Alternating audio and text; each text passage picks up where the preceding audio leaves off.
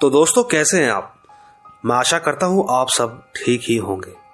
पर उन लोगों के बारे में हमें थोड़ा सोचना चाहिए जो उस चीज का सामना कर बैठते हैं जिन्हें हम अपने सपने में भी देखने से कितना डर जाते हैं। पर सवाल यह उठता है कि क्या वे लोग ही उनका सामना करने के लिए चुने गए थे, या फिर जैसा कि हमने आज तक सुना है कि जिन्हें ज्यादा डर लगता है उन्हें ही ये चीजें जल्दी दिखाई देती हैं।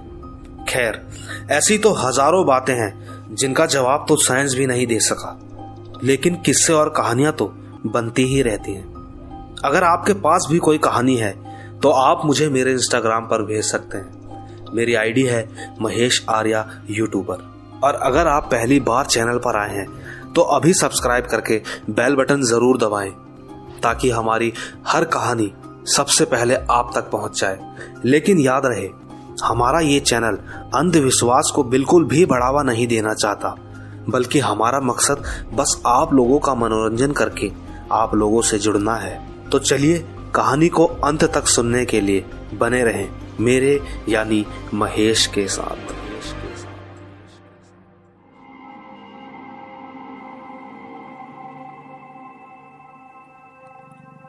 मेरा नाम सिया सिंह है और मैं इटावा से हूँ। एक बार की बात है, हम लोग सब अपनी दादी के वहाँ घूमने गए थे। वैसे मेरी दादी अब इस दुनिया में नहीं है, पर हमें वहाँ अच्छा लगता था अपनी छुट्टियाँ बिताना। जैसा कि हमें पता था, हमारे घर के पीछे वाले घर में एक औरत ने खुद को आग लगा ली थी और अपनी जान दे दी, लेकिन अक्सर वो हमारे घर की छत पर देखी गई है। वो वहाँ घूमती रहती है और उसकी परछाई दिखती है सामने वाली दीवार पर। और ये सब बातें हमें हमारे चाचा के लड़कों ने बताई। हम खूब हंसे और बोले कि ऐसा कुछ भी नहीं होता। तभी हमारे बड़े भाई ने कहा, चाची चारपाई दो, हम छत पर ही सो जाएंगे। और मजाक में ये भी कहा कि अरे वो चुड़ैल ही तो है, हम उसे अपने साथ ही सुला लेंगे। ये बात सुनकर चाची ने कहा, कोई नहीं सोएगा छत पर, तब भी सब बाहर आंगन में सो जाओ। अच्छा ये हुआ कि सबने उनकी बात मान ली और हम सब बाहर सो गए। लगभग 12 बजे के बाद मेरी आंखें अपने आप खुल गई और मेरी नजरें सीधा एक परछाई पर गई। एक पल मैंने सोचा कुछ नहीं है, लेकिन मैं सच में डर गई थी। मैंने आंखें बंद कर ली और सोने लगी। पता नहीं क्यों पर मेरी आंखें दोबारा खुल गई। लेकिन ये क्या, वो तो सच में सामने वाले घर में खड़ी थी। मैंने उसे दोबारा इग्नोर किया, पर मुझे उसके बाद नींद नहीं आ रही थी। मेरे हाथ पैर जैसे मानो ठंडे पड़ रहे थे। लेकिन कुछ देर बाद मेरी आंख लग गई और मुझे अजीबोगरीब सपने आने लगे, जैसे कोई किसी को मार रहा है। कुछ अजीब तरह के ही सपने आने लगे। लेकिन एक बात मैं आप सभी को बता दूं, ऐसा नहीं है कि मैंने करवट नहीं बदली, पर पता नहीं क्यों जब जब मैं वापस उसी तरफ सोती तो ही मुझे आराम महसूस हो रहा था। पर दिक्कत आंखें खोलते ही सामने दिख रही थी। खैर, मैंने फिर आंखें खोली तो ध्यान से देखने पर दिखा कि उसने एक सफेद रंग की साड़ी पहनी हुई थी, लेकिन चेहरा साफ नहीं दिख रहा था। देखते ही देखते उसने अचानक मेरी ओर ही दोनों हाथ हिलाए। मैंने डर के मारे कंबल के अंदर मुंह घुसा लिया और वो मेरे पास ही आ गई। आप यकीन मानो, उसने 3 बार मेरा कंबल खींचने की कोशिश करी। मैं बहुत तेज चिल्लाना चाहती थी, पर आवाज ही नहीं निकली। मैंने बहुत बार भगवान का नाम लिया और बस दुआ मांगती रही। फिर करीबन 4 बजे मेरे चाचा उठ गए। मैंने जल्दी से कंबल हटाया। नजरें मेरी अब भी वहीं थी, वो अभी भी मुझे घूर रही थी। थोड़ी ही देर में चाची भी उठ गई। मैं घबराती हुई भागकर चाची के पास गई तो चाची मुझे ऐसा देख थोड़ा घबरा गई। वो मुझे और मेरी छोटी बहन को अंदर ले गई। मैंने सारी बात चाची को बताई। देखकर साफ पता चल रहा था कि कहीं ना कहीं वो भी डरी हुई हैं, बस ऐसा दिखाने की कोशिश कर रही हैं जैसे वो बिल्कुल डरी ही ना हो। ये बात मैंने मेरे चाचा को भी बताई कि वो अब भी वहीं खड़ी है। ये बात सुनकर वो मुझे बाहर ले गए और बोले, यहाँ तो कोई भी नहीं है। पर आप लोग यकीन माने, वो मेरी आंखों को साफ साफ दिख रही थी, लेकिन देखते ही देखते वो उजाले में कहीं गायब हो गई। इसके बाद से मैं ना तो वहां ज्यादा जाती हूँ और गई भी तो हमेशा अंदर ही सोती हूँ। यही थी बस मेरी कहानी। दोस्तों कभी बुरा होता है, पर इतना भी नहीं कि आपको कोई नुकसान हो, लेकिन जो वो देख पाते हैं हम उसे सोचने से भी डरते हैं। पर कहानी अभी बाकी है। आइए एक नज़र दूसरी कहानी पर डालें। मेरा नाम मोना है, मैं भोपाल से हूँ और जो आज मैं आपको बताने जा रही हूँ वो घटना मेरे मामा के साथ हुई थी। दरअसल मेरे मामा एक डॉक्टर हैं। वो विदिशा के एक गांव में रहते हैं और उस समय उनके अलावा वहां कोई और डॉक्टर भी नहीं था। एक रात की बात है, करीबन 1 या 2 बजे किसी ने उनका दरवाज़ा खटखटाया। मामा ने दरवाज़ा खोला तो पाया कि एक आदमी जो गिड़गिड़ाते हुए उनसे बोला कि साहब मेरे भाई की तबीयत बहुत ख़राब है, आप मदद कीजिए जल्दी। उन्हें ऐसा लगा कि इतनी रात गए ये आदमी यहाँ आया है, हो सकता है कि इसके भाई की तबीयत ज़्यादा ही गंभीर होगी, वरना इतनी रात गए कोई यूं बेवजह तो नहीं आता। मामा ने तुरंत अपना बैग उठाया और उस आदमी को लेकर निकल पड़े उसके घर की ओर। मामा जी रास्ते में उस आदमी से कुछ भी पूछते तो वो हर बार मुंह को दूसरी तरफ करके ही बोल रहा था, पर उन्हें लगा शायद बेचारा परेशान है इसलिए ऐसा कर रहा है। इसके बाद वो चुपचाप चलते रहे। उन्हें चुप देखकर उस आदमी ने कहा, साहब बस थोड़ी दूर तांगे वाला खड़ा है, हम जल्दी पहुंच जाएंगे, मेरा गांव थोड़ी आगे है। उस समय मामा थोड़ा चौंक गए कि इतनी रात तांगे वाला अकेले कैसे खड़ा हो सकता है, और अगर वो सच में है तो घर तक क्यों नहीं आया। इसके बाद उनके मन में कई सवाल और पैदा हुए। एक तो काफी देर से ही पैदल चलना पड़ रहा था, दूसरा जो रास्ता सही है वहां से तो वो आदमी लेकर ही नहीं जा रहा था। यही सब सोचकर उन्हें थोड़ा डर लगने लगा कि कहीं ये कोई चोर तो नहीं। मामा ने उसे पूरा देखने की कोशिश करी और जैसे ही उनकी नजर उस आदमी के पैरों पर गई तो दिल मानो जैसे सीने में हो ही ना। उसके पैर उल्टे थे। मामा के कदम अब धीरे हो चुके थे, पर वो रुके नहीं। वो इतना तो समझ चुके थे कि ये कुछ गलत तो है, पर अब बचूं तो कैसे। हिम्मत कर उन्होंने रुककर कहा, देखो आपका भाई ठीक हो जाएगा, बस मैं जल्दी में इंजेक्शन लाना भूल गया, आप यहीं रहो, मैं जल्दी से लेकर आता हूं। वो बस किसी तरह वहां से भगवान का नाम लेकर भागते हुए अपने घर आए और दरवाजा बंद करके चुपचाप लेट गए। अब उनका डर पहले से कम था। शुक्र था वो पीछे पीछे नहीं आया। लेकिन जब सुबह उनकी आंखें खुली तो उन्होंने खुद को तेज बुखार में महसूस पाया। फिर कहीं जाकर उन्होंने ये बात अपनी बीवी को बताई। मोना का ये भी कहना है कि उस गांव में पहले कोई पुल नहीं बन पाता था, वहां पर 10 लोगों की बलि चढ़ चुकी है। शायद यही वजह है जो उनके मामा के साथ होने का कारण बनी। बाकी आप अपना कमेंट जरूर करें। आइए एक नजर तीसरी कहानी पर डालें, जिसे आरती शुक्ला ने हमें भेजी है। ये वो किस्सा है जो अलग अलग तरीकों से हुआ है, पर उसकी वजह हर बार एक जैसी ही रही है, जिसके कई लोग शिकार बने। तो बात दरअसल 10 साल पहले की है। आरती के बड़े मामा, जो कि एक बस ड्राइवर हैं, वो अक्सर रात में 1 या 2 बजे घर आते हैं। ठीक एक रात उन्होंने बस मालिक के वहां पार्क करी और पैदल ही घर जा रहे थे, तो रास्ते में उन्हें एक छोटे बच्चे की आवाज सुनाई दी। पहले तो उन्होंने ज्यादा गौर नहीं किया, पर आवाज बार बार आए और आवाज में दर्द भी हो तो कोई भी इंसान रुककर एक बार तो देखना जरूर चाहेगा।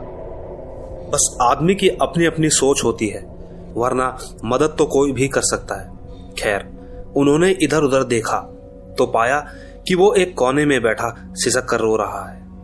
वो उसके पास गए और बोले कि तू इतनी रात को यहाँ क्या कर रहा है, और तेरे माँ बाप कहाँ हैं? वो बच्चा कुछ नहीं बोला, बस चुपचाप रोता रहा। उसे रोता देख न जाने उनके मन में क्या आया। आप इसे उनकी अच्छाई भी कह सकते हैं। उन्होंने सोचा कि इस वक्त इसे यहां छोड़ना ठीक नहीं होगा, अभी अपने साथ ले चलता हूं, कल सुबह इसके परिवार को सौंप दूंगा। उन्होंने उसे गोद में उठा लिया और घर की तरफ चलने लगे। थोड़ी दूर जाने के बाद वो बच्चा पहले से ज्यादा भारी और बड़ा होने लगा। उसके पैर मामा के घुटने तक पहुंच गए थे। मामा को एहसास हो गया था कि हो ना हो ये कोई छलावा है, और देखते ही देखते वो छोटे से आदमी बन गया। पर वो डरे नहीं। उन्हें डर लगता ही नहीं है। यकीन मानो उनके सीने में कलेजा हो ही ना कि डर होता क्या है उन्हें नहीं मालूम। खैर, मामा गुस्से में उससे बोले कि तू मुझे क्या समझता है, मैं अच्छे से जानता हूं तुझे, तू कुछ नहीं कर सकता, मैं शिव भक्त हूं।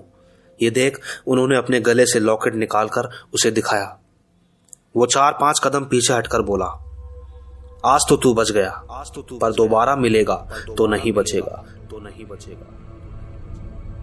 इतना कहकर वो गायब हो गया और वो घर आकर चुपचाप सो गए। फिर अगले दिन उन्होंने सबको ये बात हंसते हुए बताई। तो दोस्तों, देखा आपने, मैं जानता हूं कि इस तरह की कई वाकया आपने सुने होंगे, पर उनकी हिम्मत देख ये किस्सा सुनाने में मुझसे रहा नहीं गया। लेकिन अब वक्त है दोस्तों हमारी आखिरी कहानी का, और ये कहानी कुछ हटके है, इसे जरूर सुने। इसे भेजने वाली श्रुति गौड़ कश्यप है और उनका ये कहना है कि ये उनकी माता जी ने उन्हें सुनाई है। आशा करता हूं आपको ये कहानी अच्छी लगेगी। दोस्तों, एक बार की बात है, एक पंडित की लड़की जिसका नाम देवकी था, उसका एक छोटा भाई कैलाश भी था। देवकी अपने घर में सबसे बड़ी थी। एक बार देवकी और कैलाश दोनों में झगड़ा हो गया, तो बड़े होने की वजह से देवकी में ताकत ज्यादा होने के कारण कैलाश को जोर से 2-3 थप्पड़ मार दिए। कैलाश फूट फूट कर रोने लगा। उसकी आवाज सुन माँ भी वहां आ गई और कैलाश को रोता देख माँ ने गुस्से में देवकी को बहुत मारा। देवकी को न जाने इतना गुस्सा आया कि उसने गांव के बाहर जाकर रेलवे ट्रैक पर अपनी जान दे दी। दोस्तों, यहां मैं आपको एक बात बता दूं, अगर आपको ऐसा लग रहा है कि इतनी सी बात पर कोई जान कैसे दे सकता है, तो मैं आपको याद दिला दूं कि हर चीज की एक वजह होती है और कहानी का मजा तभी है जब उसमें थोड़ा सस्पेंस बना रहे। खैर, देवकी को मरे कई घंटे बीत गए थे। जब काफी देर बाद इंतजार खत्म हुआ तो परिवार वाले उसे ढूंढने लगे, पर किसे पता था कि देवकी अब नहीं रही। ढूंढते हुए पता चला कि रेलवे ट्रैक पर किसी की लाश मिली है। घर वाले जब वहां पहुंचे तो उसे देख खूब रोए। वो नहीं जानते थे कि देवकी इतना बड़ा कदम उठा लेगी। इसके कई महीने बाद सब ठीक हो गया। सबने देवकी को लगभग भुला ही दिया था। 6 महीने बीत चुके थे और फिर एक रात वो हुआ जिसने देवकी के परिवार को परेशानी की तरफ धकेल दिया। कैलाश आराम से सो रहा था, तभी उसके कानों में आवाज आई कि कैलाश, तेरे खेत में एक बैल आई है जो उसे पूरा खराब कर देगी। कैलाश उठा, सीधा खेत की ओर भागा तो पाया सच में वहां एक बैल थी। उसने उसे भगा दिया, लेकिन पास ही दूसरे खेत में काम चल रहा था। कैलाश को पता नहीं क्या हुआ, उसने वहां जाकर फावड़ा उठाया और सीधा गुस्से में उस चरवाहे का पैर काट दिया। कुछ देर बाद उसे जैसे ही होश आया तो घबराकर वहां से भाग गया और सोचने लगा कि ये मैंने नहीं किया, पता नहीं किसने मारा है, मैंने नहीं किया। कैलाश ने जिसका पैर काटा उसके 7 भाई थे। जब उन्हें ये बात पता चली तो तुरंत ही आकर उन्होंने अपने भाई को उठाकर अस्पताल में भर्ती करवा दिया और सारे पुलिस को लेकर कैलाश के घर पर जाकर चिल्लाने लगे कि अगर वो नहीं मिला तो तुम्हारा घर और खेत दोनों छीन लिए जाएंगे। ये बात जब कैलाश को पता चली तो भागकर उसने खुद को पुलिस थाने में जाकर उनके हवाले कर दिया। जाते जाते वो लोग ये भी कह गए कि अगर वो हमें मिला तो उसके दोनों पैर काट देंगे, पर शुक्र था वो खुद ही पुलिस के पास चला गया। वहां पुलिस वालों ने कैलाश को बहुत मारा और उससे पूछा कि तूने क्यों मारा उसे, तो वो बस एक ही बात बोलता रहा कि मुझे नहीं पता ये सब कैसे हुआ, आप जो कहेंगे मैं करने को तैयार हूं, पर मुझे नहीं पता ये सब कैसे हुआ। इसके बाद कैलाश को 2 महीने के बाद छोड़ दिया गया, लेकिन घर आकर एक रात उसके कानों में आवाज आई कि मजा आया कैलाश, तूने भी तो मुझे माँ से मारने को कहा था, अभी देखता जा, इससे भी बुरा करूंगी तेरे साथ। कैलाश एक झटके से उठा। उसे राहत मिली कि वो सिर्फ एक सपना था। इसके बाद धीरे धीरे वो गांव वालों को भी परेशान करने लगी। कैलाश भी धीरे धीरे पागलपन की तरफ जाने लगा। उसने कई बार बोला कि वो वापस आ गई है माँ, वो वापस आ गई है, पर कैलाश की बात पर कोई विश्वास नहीं कर पाता था, क्योंकि वो मन में ही बोलता था। एक तरफ ये कहानी चल रही थी तो दूसरी तरफ उसी गांव की दो बहनें घास काटने रेलवे की तरफ जा रही थी। घास काटते काटते दोनों में बातचीत चल रही थी तो वो खूब जोर जोर से हंसने लगे। पर जब वो घर आए तो रात को सोते वक्त उनमें से छोटी बहन को नींद में लगा जैसे कोई उसका गला दबा रहा है और कह रहा है कि बहुत हंसी आ रही थी ना तुझे मेरे मरने पर, मैं देवकी हूं, देवकी। और जैसे ही आंख खुली तो वो गायब हो चुकी थी। इसी तरह देवकी कई लोगों को कभी दिन में परेशान करती तो कभी रात में, और फिर वो हुआ जो पहले ही हो जाना चाहिए था। तो दोस्तों, दरअसल देवकी की कहानी कुछ इस तरह है। हमें कहानी की शुरुआत में जाना होगा। देवकी एक अच्छे परिवार से थी। उसे एक लड़के से प्यार था। ये बात जब उसने अपने घर में बोली तो माँ उस पर बरस पड़ी, क्योंकि उन्हें लड़का भी पंडित चाहिए था। लेकिन प्यार ये सब कहाँ जानता है, वो तो बस इंसान और उसका दिल पहचानता है। मगर किस्मत को कुछ और ही मंजूर था। घर वाले उसे डांटते और मारते। उसकी सारी गलतियां पहले के मुताबिक ज्यादा बड़ी लगने लगी। यही सब चलते देवकी की दिमागी हालत पागलपन की तरफ बढ़ने लगी। पर उसने एक शब्द भी कभी किसी से कुछ नहीं कहा। और फिर उस दिन जब वो मरी तो उसका प्रतिशोध इतना बढ़ गया था कि शायद वो वापस आ चुकी थी या नहीं, क्योंकि सूत्र तो यही बताते हैं, बाकी आप ही बताएं। उसके भाई का जेल जाना, उस लड़की को नाम बताना, और एक बात, आज तक उसके भाई की कोई औलाद नहीं है। कहने को तो वो ठीक है, आखिर क्यों उसके कानों में उस रात आवाज आई? ये सब बातें सच है या झूठ, इसका तो मुझे नहीं पता, लेकिन आप क्या कहेंगे? मुझे इंतजार रहेगा। और आपको अगर कहानी अच्छी लगी हो तो लाइक, शेयर और कमेंट जरूर करें।